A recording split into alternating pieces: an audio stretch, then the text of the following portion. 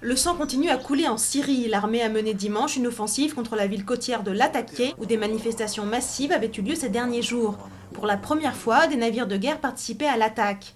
Au moins 23 personnes ont été tuées.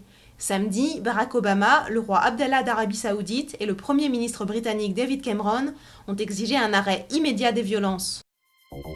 74e soldat français tué en Afghanistan. Ce lieutenant du 152e régiment d'infanterie de Colmar a été tué par le tir isolé d'un insurgé dans la région de la Kapisa. La France doit retirer d'ici la fin 2012 le quart de ses 4000 soldats engagés en Afghanistan. L'Élysée a présenté ses condoléances à la famille et souligné que les attaques récentes n'entamaient pas la résolution de la France. Sur quelles données s'est fondé Standard & Poor's pour dégrader la note des États-Unis? Le régulateur boursier américain a lancé une enquête sur les méthodes de calcul de l'influente agence de notation. Le Trésor américain a relevé une erreur de 2000 milliards de dollars dans les projections budgétaires de S&P. La perte du AAA par les États-Unis avait sonné comme un coup de tonnerre sur les marchés et entraîné un décrochage de Wall Street de plus de 5%.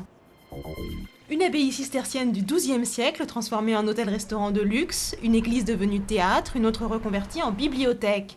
En Bourgogne, de nombreux édifices religieux connaissent une seconde vie après leur vente par des diocèses à court d'argent pour les entretenir. Des cellules monacales aux chambres avec jacuzzi, à l'abbaye de la Bussière, le standing a beaucoup évolué, mais les pierres subsistent.